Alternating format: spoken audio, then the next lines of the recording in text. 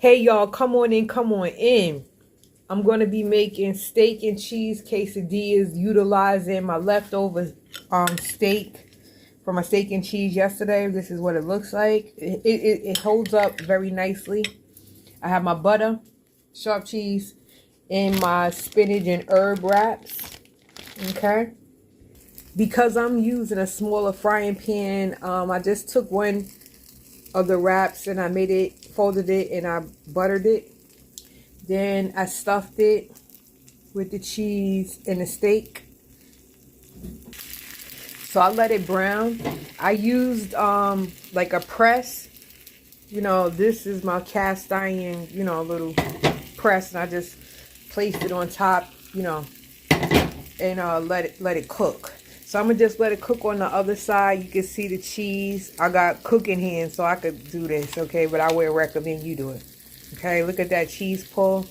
The cheese is hardened around there. It's crusted nice. And I'm just gonna plate this up. Okay, y'all, so this is the final presentation of my cheese and steak quesadilla. Look at that cheese pull.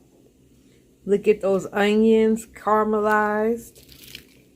Okay, so that's my quesadilla. I have some sour cream over here. If you like salsa, you could put a little salsa with it.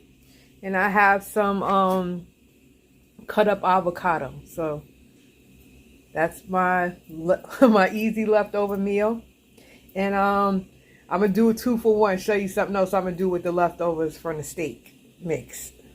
Okay, so this is the steak mix from yesterday that I made, steak and cheese. You just saw me do the steak and cheese quesadilla. You could also, this is some residual rice I had left over.